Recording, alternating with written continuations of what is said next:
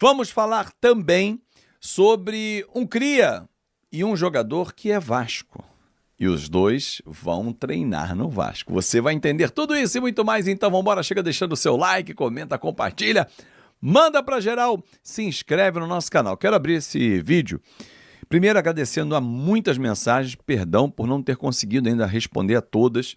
No vídeo de ontem do Café Vascaíno, mensagens do grupo do WhatsApp, do Trem Bala Novo, do Cidade Jardim, enfim, de todos que mandaram sentimentos pela passagem do anjinho chamado Fábio Ogaiar Soares, meu sobrinho, que ontem aos 11 anos de idade foi morar no céu. Muito obrigado a todos pelo carinho e pelo entendimento também.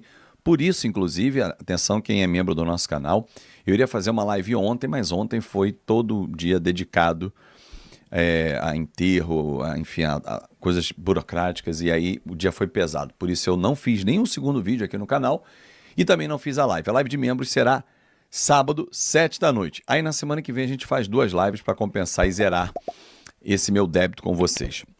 Muito obrigado, obrigado de coração. 2 crias, será? Um é, outro, quem sabe um dia não venha a ser um jogador do Vasco. Falo de Andrei Santos e de Bruno Guimarães. Os 2 jogadores convocados pelo técnico Carlo Ancelotti, da seleção brasileira, e que vem de férias.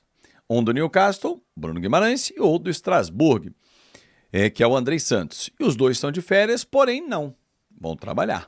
E escolheram, claro, o CT do Vasco da Gama para fazer essa preparação. Vocês estão vendo aí a foto do pai do Bruno Guimarães, que foi acompanhado do filho, ficou emocionado, ganhou a camisa do Vasco da Gama. Na quarta e ontem também o Andrei Santos já treinou. Poxa, mas eles vão jogar pelo Vasco? Não, estão sob contrato com seus clubes. Porém, o Andrei Santos nunca escondeu que um dia deseja voltar ao Vasco. Ele já voltou logo que bateu lá no Chelsea, voltou, mas numa situação bem diferente. Ele agora tem um futuro brilhante na Europa, como o Bruno Guimarães também tem na Premier League. Mas o Bruno já se declarou torcedor do Vasco. Quem sabe? Um dia, daqui a alguns anos, 5, 6, 7, por que não? Jogadores com 30, 32, 35 anos, em boa forma física, conseguem jogar tranquilamente no Brasil. Quer um exemplo? Fernandinho, que até os 40 esbanjou saúde, vitalidade, jogando em alto nível. Zé Roberto passou de 40, Juninho e tantos outros exemplos de quem se cuida, né? Então, mais um golaço para o Vasco ter o cria, Andrei Santos, e o Bruno Guimarães escolhido o CT do Vasco da Gama, Moacir Barbosa, para fazer a preparação para os 2 jogos das eliminatórias. Boa sorte ao Brasil contra o Equador, dia 5, em Guayaquil, e também dia 10 em São Paulo com o Paraguai. Lembrando que o chefe da delegação é o presidente Pedrinho. Uma outra informação, na próxima segunda-feira, a partir das 3 da tarde, na sede da CBF, vai rolar o sorteio da fase 8ª de final da Copa do Brasil. Pô, Fábio, mas é no mesmo dia do sorteio das 8ª da Sul-Americana. Qual o problema? O Vasco ainda não está nas 8ª, o Vasco está no playoff, né? Então, assim, o Vasco foca, pode pegar qualquer adversário que está classificado, do Flamengo, do Palmeiras, do CRB, não importa, qualquer adversário está lá no grupo, está no bolo, está valendo, corre o risco, porque vai ser todo mundo no mesmo pote, os 16 times, e aí o sorteio na próxima segunda-feira. Estaremos lá contando tudo aqui ao vivo, como você sempre sabe, no nosso Fanático Vascaíno. Deixa eu mandar um abraço aqui. Fábio Lopes, Trem Bala Novo, Halen Viana, Cruz Maltino, VG Borges, Representações, Fanático Vascaíno, Hugo Eng Júnior, Cruz Maltino, Nelson Silva, Gabriel Alves da Silva, Sérgio Passos, Rafael Fonseca, todo mundo Cruz Maltino. Deixa eu ver aqui, aumentar essa lista aqui, Azevedo. Vamos lá. Jefferson Lira, Elvis Carvalho, Armstrong Pinheiro, Dallas 7 TV, também Cruz Maltino, JJ Sampaio, que também é Cruz Maltino, Gustavo França, Cruz Maltino, enfim, essa galera que faz parte do meu clube de membros. Muito obrigado pela confiança e venha fazer parte também. É muito legal você participar do nosso bate-papo. Quem é Trem Bala Novo tem, inclusive, participação no grupo do WhatsApp. Então, vem fazer parte com a gente. Bom, amanhã começa a 11ª rodada do Campeonato Brasileiro. O Vasco vai fechar no sábado, às 9 da noite, em São Januário, com 2 desfalques. Um importantíssimo, que é o zagueiro Luiz Gustavo, que foi bem substituído no jogo com o Melgar na terça pelo Lucas Freitas. E ele vai ser, de novo, o substituto nessa partida. E aí, na vaga do Hugo Moura, também suspenso pelo terceiro cartão amarelo, quem vai? Jair? Pô, Fábio, mas o Jair não ia ficar. Não, o Jair vai ficar. Fernando Diniz já avisou a diretoria, esse entendimento já há. Inclusive, o Vasco já planeja uma conversa com o Jair para um outro contrato, mas com redução salarial. Acho justo. Até porque o mercado não paga o que o Vasco paga ao Jair. Então, se você traz para uma nova realidade, ele é um jogador de muita qualidade, muito útil. É o 5? Não vejo. Em todos os jogos. É um 8. É um cara que sabe construir o jogo, que lê de trás para frente um jogo. E sabe iniciar uma jogada, porém não tem o poder de marcação de um volante. Mas marca também, obviamente. Eu acredito que o Diniz vai manter o time que começou contra o Melgar. Léo Jardim, Paulo Henrique, João Vitor, Freitas e Piton, Hugo Moura, força do hábito, Jair, Tietê, Coutinho, Ryan, que está numa fase espetacular com o Diniz, Verrete e também o Nuno Moreira. Imagino que seja essa a formação, até porque o Coutinho volta, né? Há jogadores pendurados, um deles é o Verrete, né? E aí é uma preocupação, porque o próximo jogo é o São Paulo. Em algum momento ele vai levar um terceiro cartão amarelo, né? Se ficar fora contra o São Paulo, quem sabe o GB não ganha uma oportunidade. Vem se destacando no Sub-20 e o técnico Fernando Diniz tem tido boas informações a respeito desse menino, que chegou a ir à Turquia, rolar uma negociação, não rolou e tal. Tá com problema no joelho, o moleque voltou e tá brilhando no Sub-20 do Vasco. É isso, galera. Muito obrigado pelo seu carinho. Mais uma vez, gratidão por todo o apoio que vocês me deram. Estamos aqui firmes e fortes mesmo, trazendo conteúdo para você, torcedor vascaíno. Meio-dia tem o nosso Na Conta KTO. Atenção, hein? Ao meio-dia eu vou falar muito sobre o confronto do Vasco na Sul-Americana e Piton e Ryan, ou Piton ou Ryan. Quem pode deixar o Vasco na próxima janela? Esse é um assunto, aliás, esses são assuntos que nós vamos tratar a partir do meio-dia. Eu, você, Rei Kraus, todo mundo batendo papo, porque aqui é assim, todo mundo fala, todo mundo opina. Aqui é a sua casa. Se inscreve no canal, dá aquela moral. Muito obrigado pelo carinho, rumo a 220 mil. Jim, dentro do programa, a hora do Vasco. Jim, dentro do seu mandato, as conversas com o Vasco, como é que você dialogava lá com os dirigentes do Vasco? Ótimas, tive ótimas conversas lá.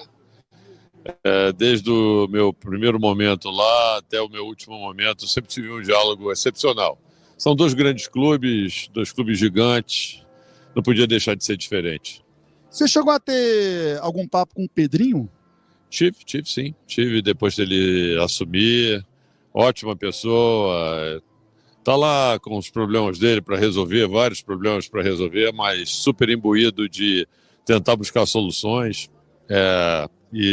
Falei para ele que não tivesse ao meu alcance. Na verdade, foi pouco tempo que a gente ficou como gestores juntos, mas senti dele assim, uma enorme vontade de tentar buscar soluções lá para os problemas que ele tinha. E passaram o seguinte, que para o Flamengo, o melhor parceiro para o Flamengo no Maracanã seria o Vasco e não o Fluminense, por algumas razões. A principal delas, o Vasco jogaria menos jogos do que o Fluminense no Maracanã, porque invariavelmente iria utilizar São Januário. O Vasco tem um poderio maior do que o Fluminense, de torcida, financeiramente falando, e por aí vai. É fato isso?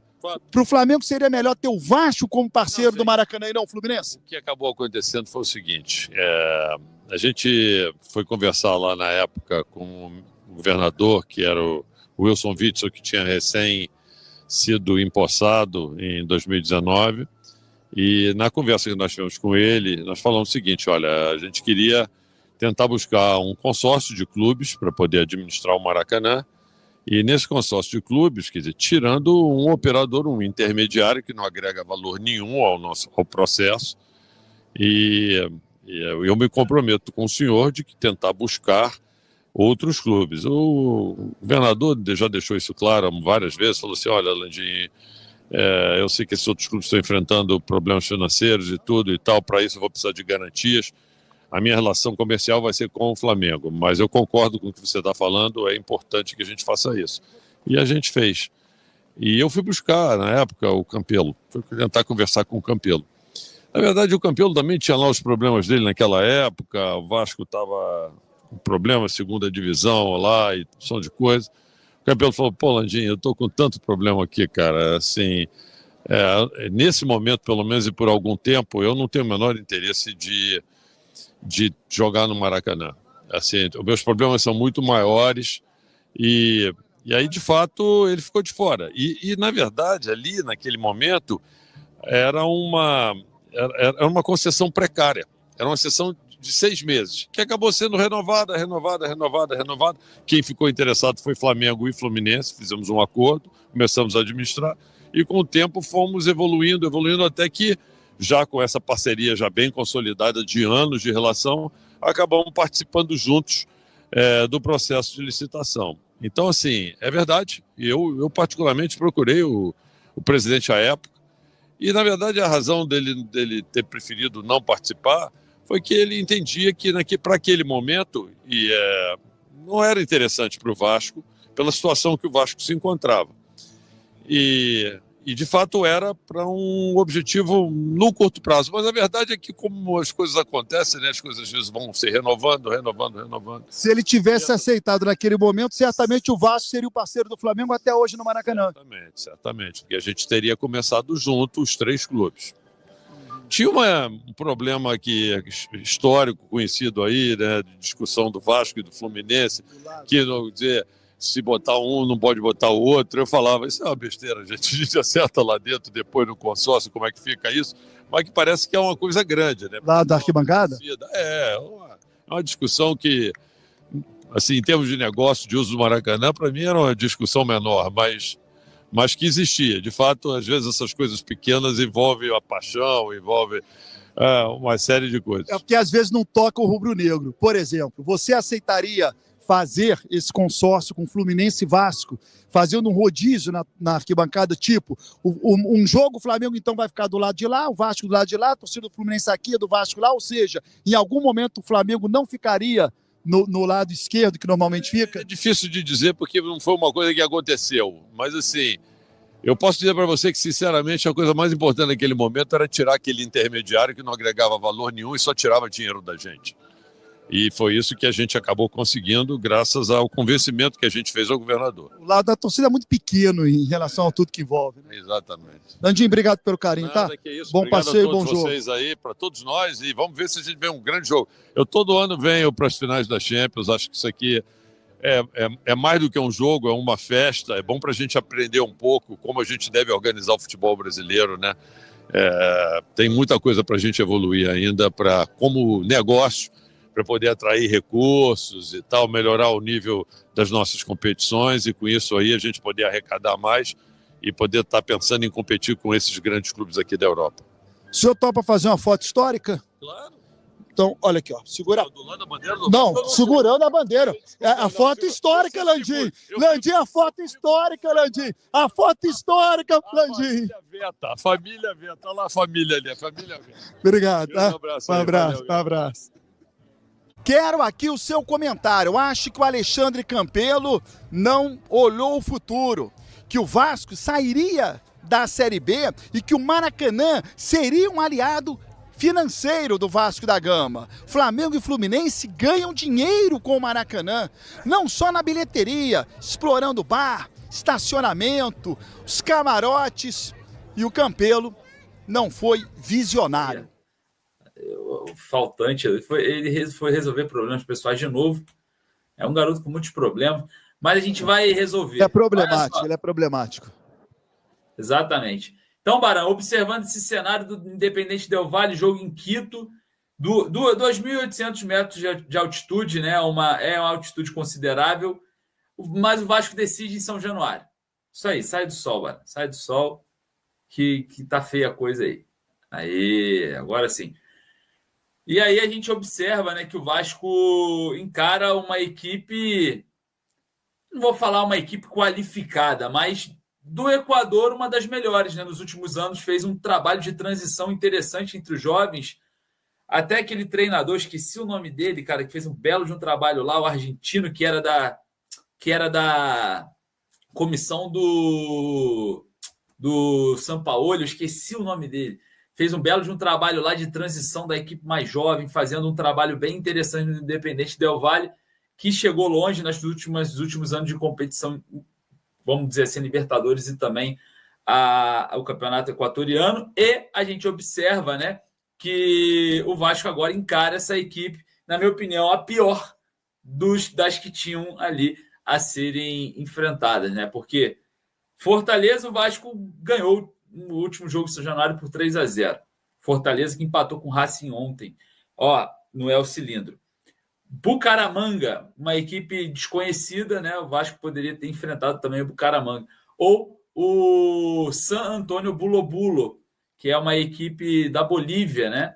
Da pequena cidade de Bulo. Então, o Vasco pegou o Independente Del Valle, para mim, a pior das opções, Baran. Que queria saber o que você acha.